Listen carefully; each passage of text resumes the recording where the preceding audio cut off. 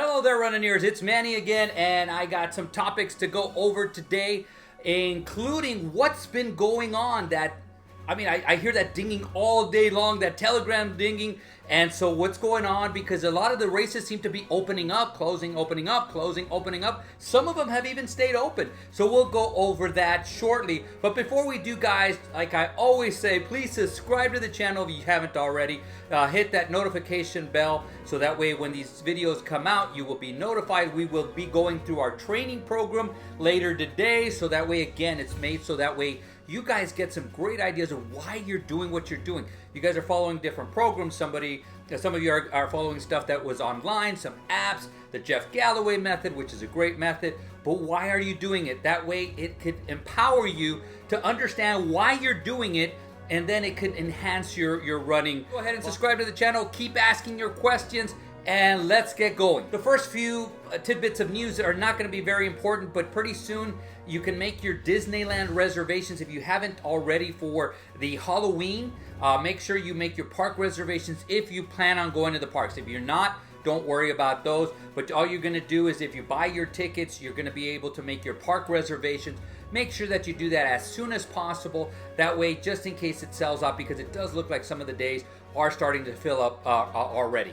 All right, next is the Wine and Dine after party is still open, and usually it stays open for a while. Last year it sold out a little bit faster. Is it worth it? It's up to you.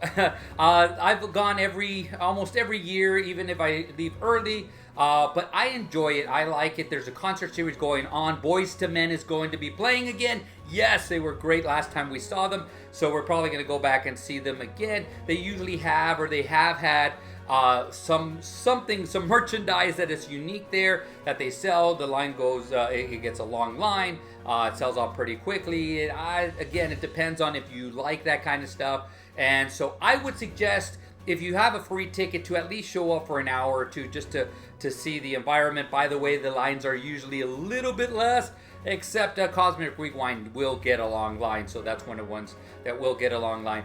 But if you're going to purchase a ticket, you can purchase it now. If you're on the fence about it, you can always transfer it. But it would be something that you should do if you really, really like it, because I think it will sell out, especially getting closer to the date. But as of now, they're still open. So now we got some interesting news. This is not directly Run Disney. Remember, when there is Run Disney events, we have Orlando, we have California, and we have Paris. But the other Disney resorts, they do have their Run Disney. We talked about Hong Kong, and they just had their medal reveal. So let's take a look at those. So the first one up is the one that's Marvel themed. They have Iron Man and Miss Marvel. Then they also have one that's Toy Story. So they got Woody and Jessie there. Then they got Olaf. This one looks really, really cool. And I assume you're going to run in Arendelle. And then we got Duffy. Duffy is a very popular character over there. So the medals are very, very basic if you look at them. This is the way it used to be in the old days. If you look at the old medals from Run Disney, the ones 10 plus years ago, they were very basic. They were just there. They didn't have a lot of swag to them. Not like the spinners now, the backward, forward, whatever, individual spinners. They don't have, they didn't have those. And so Hong Kong is going back to those. I think they look pretty cool. I'm not the biggest fan of what they have. But again, if it continues to grow, and again, it's at the same time Wine and Dine is, so obviously I can't make it over there. But if it continues to grow, I would be interested in going. By the way, if you are interested in going, the registration starts July 30th. So the same day that the registration for Princess is the same day as registration is for Hong Kong. Their version of the Run Disney, which is not, you have to go to their website to get that, but that is July 30th. Is anybody going to run it? If they are, post down below and let me know. I would love to find out what went on over there. So registrations seem to be opening, closing. It's just really, really weird the last few days. Now, are the little green aliens behind this, or is it another Disney villain behind it? So I see a lot of conspiracy. The reason I wanted to talk about this because I see a lot of conspiracy theories online, people making their own assumptions of what's going on. So I don't know 100% what's going on, but there is some information that has come out that maybe we can understand why some of this stuff is going on. So number one, it was just revealed, and I was just reading a little bit more about it, their IT problems.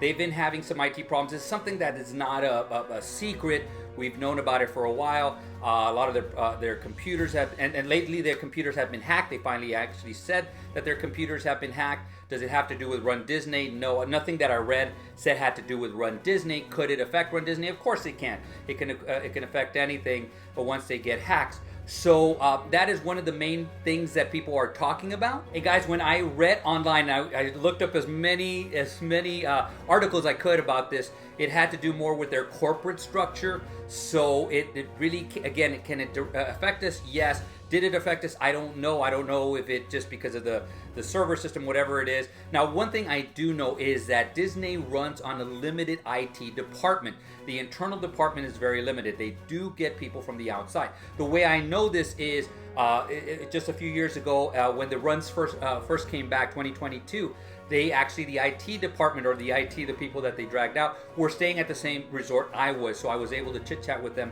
That's why they talked to me about that. At the time, they had the problems where the registrations were disappearing, and so they were the ones that told me, "Don't worry about it. What happens is it's basically moved over to a different email, but we can find it pretty easily. That's why we're there. We're going to take care of it." So that's why you always see me say, they're going to take care of it at the expo no matter what. So that's why I always say take a screenshot, whatever it is, email, keep everything like that, so that way they make sure that they can fix it once you get to the expo, and they will fix it.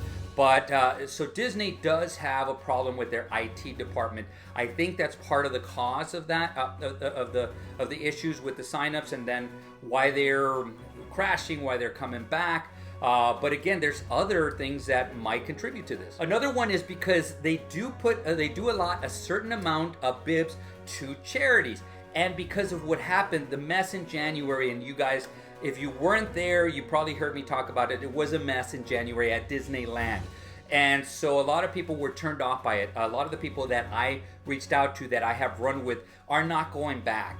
And that seems to be a lot. And so, but there is more people that are coming in. That's why we said, or I wanted to say about the Disneyland one, there are still opportunities, because remember I always said there's 2, 3, maybe 4 people that want that one slot. Well, now it's bringing those odds down. So I thought to myself, a lot of people who have been wanting to do them are now going to be able to get in. But again, that is causing some problems of why people are not signing up with the charities, and so the charities are returning them, so all of a sudden they have extra ones. So that's another issue that's another reason that it could be all these Telegram and X peeps going on, so they keep opening up the runs. And the last one, it could be that they just open up more spots. Could that be? And the answer is yes, they could. It could be that they're opening more spots. I don't think they're going to open up a lot of spots. If they do open up spots, it's going to be a few, maybe 50, 100.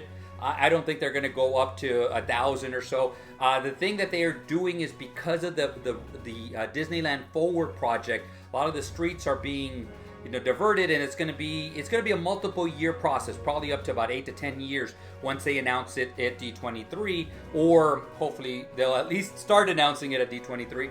But it's going to add to road closures everywhere. So they might say, man, we have more area now, so maybe we can up capacity, and that can happen. Until we know exactly what happens, we can't say that that is a fact, but I could actually see that. And so the other reasons is because it is having to do with Disneyland.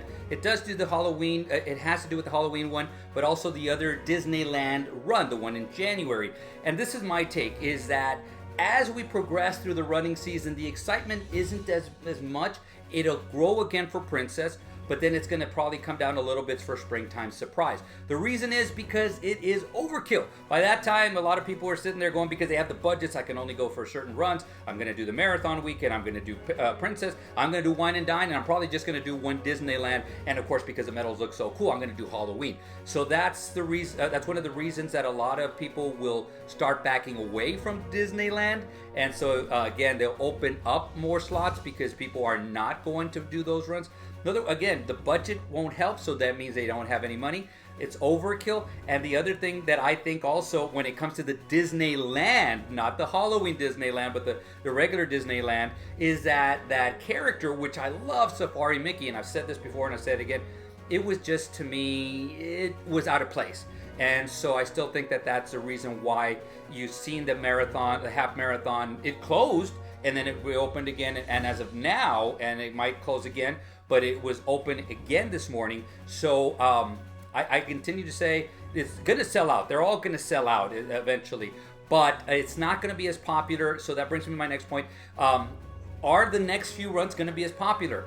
Princess is. That is going to happen. So if you guys think to yourself, man, there's going to be a lot of problems with this, so, you know, I can take my time with Princess. No, that's a different kind of popularity, a lot of different kind of runners who have done it year after year after year that want to come back. So it's a more popular run. I always think to myself, marathon weekend, Princess, probably 1A, 1B.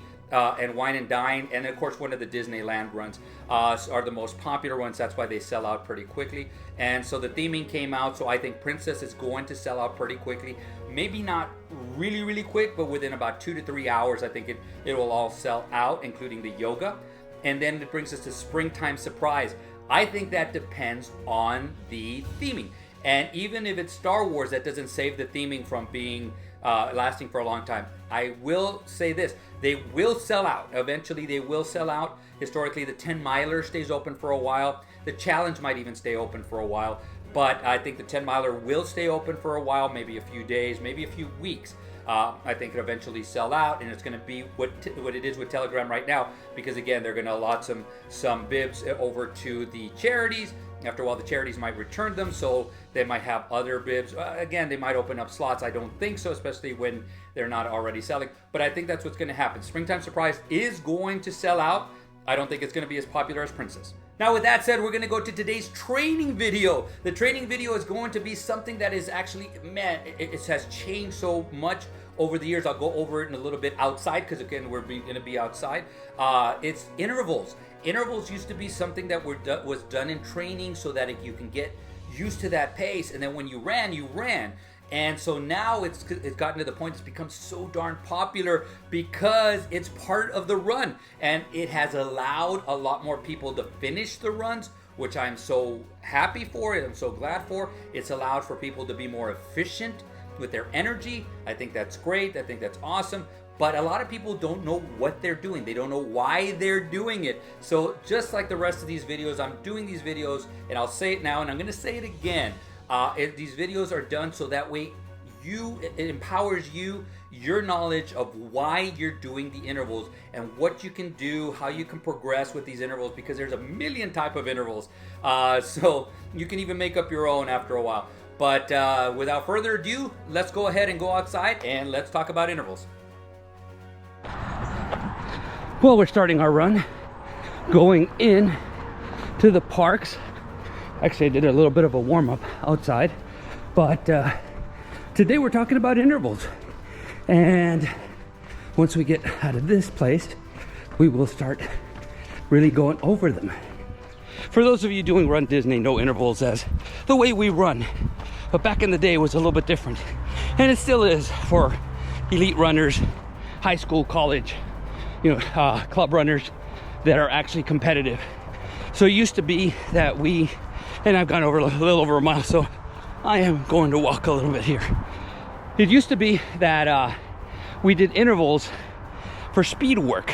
So it was considered speed work. So we'd be on the track, we'd be timed, there'd be something there. But I remember in the hot sun, and we'd have to do 400 intervals, and with maybe like a walk of a lap in between, or walk of a half a lap in between to recover. But we were timed and we had goals.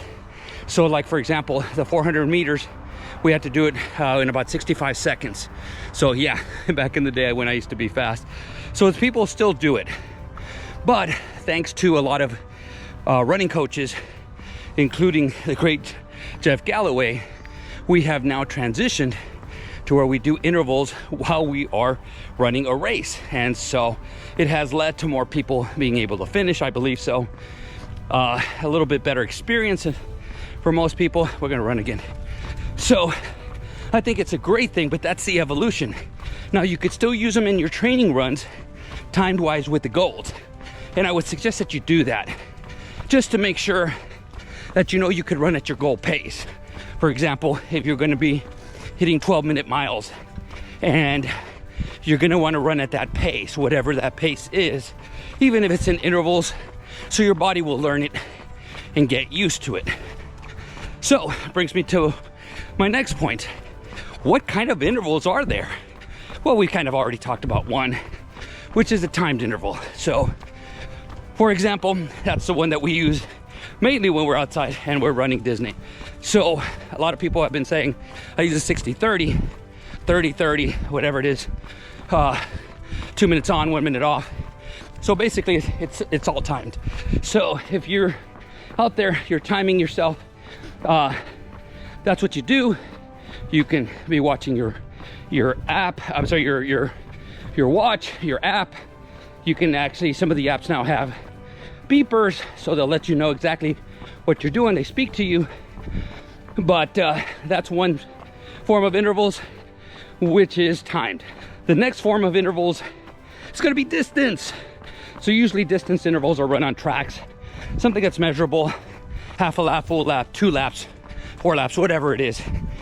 Here, if we're running here, there is markers here, and maybe your parks have markers too.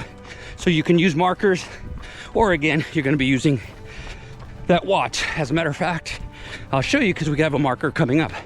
But those markers, for example, these are quarter-mile markers. So let's say you say, I'm doing a quarter mile on, quarter mile off.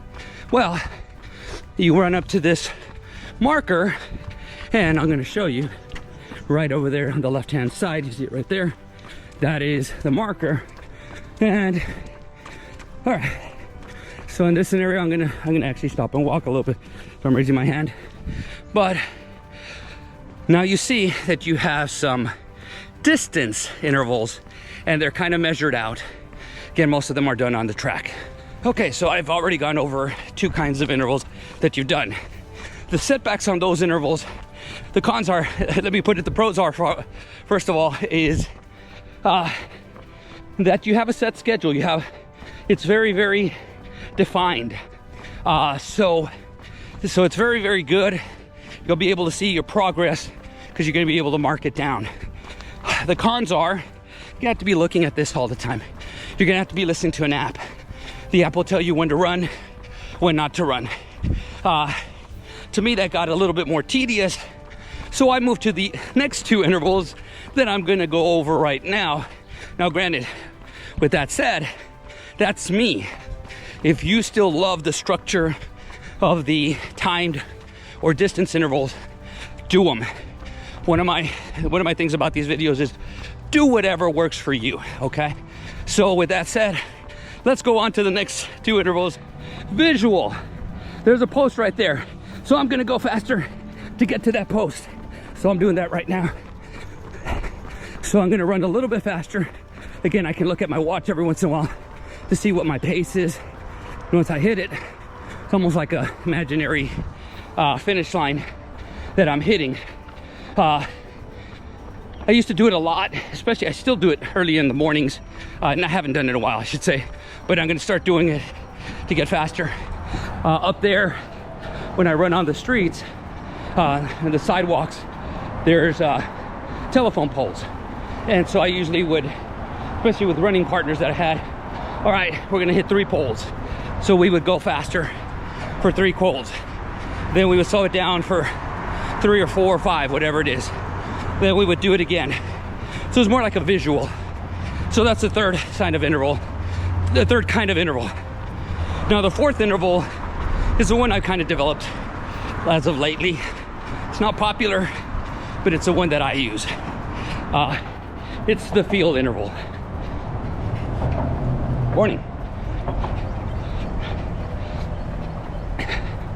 And that basically goes to what the title is. It's how you feel. And if you guys have been following my runs lately, or watch me on the Run Disney runs, the live Run Disney runs, and this is an example right here. All right, I feel like walking. So my body's basically saying, hey, it's time for you to recover a little bit. So let's go ahead and, especially after that sprint a little bit back there. So I said they're going, okay, I started going on how I felt, but the advantage that I had that I would suggest that you guys do is start off with the first two if you're new to this. Learn your pace. Kind of pay attention to your body, how it feels at a certain pace.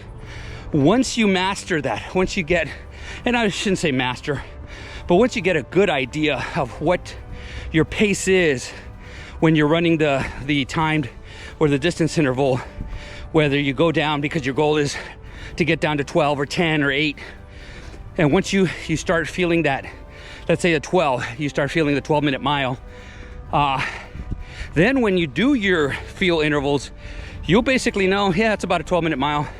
And you're gonna surprise yourself. You're gonna look at your watch and you're gonna go like, man, that was a 12-minute mile. So that's that. But so now you got 4 different options. My suggestion is try the first 2. Those are the ones that are out there. And so a lot of the programs have those. Once you start mastering, then you can go on basically visuals. You can use it to visualize characters, getting in front of the balloon ladies, whatever you want to, getting in front of the castle. So do that. And then again, how you feel. I like the one how you feel because that actually helps me basically take control of my run.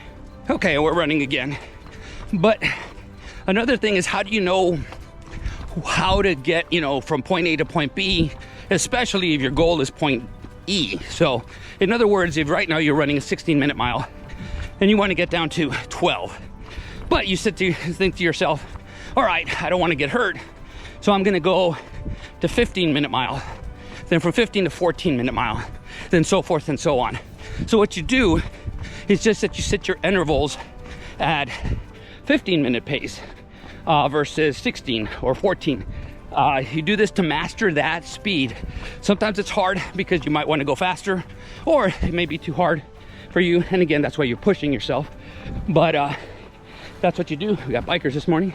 So you push yourself to the 15-minute mile. And then after that, you master that. Once you got that mastered, then go to your next step, which is 14-minute mile. So how do intervals help you? How does interval training help you? Man, there's way too many things to list, but I'll go over the important ones. We talked about this before, so I'll bring it up again. It usually, or it can help you to lose weight. Your body is now changing, so it's challenging itself to another level, so it needs more calories. So there's a chance, if you do interval training, that you can lose some body fat. It actually helps your VO2 max. What is a VO2 max? Again, that's a jargon that a lot of professionals use. A lot of people don't understand it. It's very easy to understand for us normal people, is how you breathe.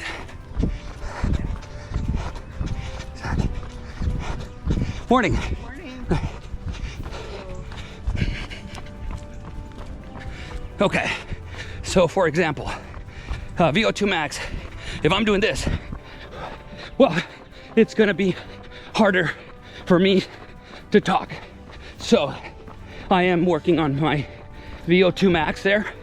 So it's the maximum amount of oxygen that you can uptake at one time. When you're in better shape, your VO2 max gets better. When you're not in good shape, you're gonna be breathing very hard, probably the whole run. All right, another one is your cardiovascular system. Your heart gets stronger. It's able to it has to pump blood throughout the body, so it can become more efficient. Your blood pressure can go down, especially those people that have high blood pressure. 2 different ways the body becomes more efficient, and you're hopefully losing some body fat. So in 2 ways, your blood pressure comes down. Now, of course, the obvious ones, when you're doing intervals, you become faster. So you're able to run distances farther. The cool transition is, especially if you do these once, maybe twice a week during your training, after a couple months, you're gonna be going like, when you do your long runs, you go, man, I used to average 16. Now I'm down to 14 and a half. And it seems like the same pace. That is the cool part, when you're sitting there and you're running and you're going like, all right, 2 months ago, at this pace, what I remember, or what I felt, was about 16-minute miles. Now it's 14 and a half. Wow, this is super cool. So that's another thing that it helps. Well, to recap and finish off, your training, no matter what it is, and we've gone over long distance running, and now we've gone over intervals, should correlate to your goals. Again, Disney goals can be a little bit different, especially since we're trying to get pictures. We're trying to stay in front of the balloon ladies. Just a bunch of different things. You want to get to Epcot in time to maybe have a drink or get on a ride or whatever it is. But you want to give yourself enough time to do it. So again, your goal is going to be what dictates everything. So I'm going to say this again. Don't kid yourself. If you're doing your running and your intervals are not aligning with your goals in the way that you're going slower, then change them up, challenge yourself. But again, the goal is up to you. So that's one of the things that I wanted to do with these training videos, is to give you ideas of why we do stuff, because I know a lot of you guys are following apps or programs online that you just read, or even go into running clubs and they're telling you what to do. But now you're starting to understand why you're doing them, so that way you can adapt it to yourself. Remember, even when I was a running coach at the Y, I was lucky I only had a few, so I could adapt to each one of them. But when I was with San Antonio Roadrunners, it was a little bit harder because we had so many. So I would try to talk to people individually, kind of help them adapt. That's what I'm trying to do with you guys. So keep asking the questions down below. You guys have done an amazing job. Again, message me on Facebook, Manny Runs Disney, or on Instagram. I'm back up on Instagram, by the way. So whether you have any questions this morning, we also have on Facebook, Coach Nick. His Nick Brewski is on the site, so he's local to Orlando, so he has more insight on weather and training over there. Although it's pretty hot and humid here too in Texas. So, but if you want to reach out to him, tell him Manny sent you. But besides that, guys, how is your training going? We've gone over a lot in this video, but comment down below. Let me know what kind of intervals you're doing. Let me know if you need any help. And without further ado, create a magical day, create a magical run. And guys, see you sooner than later.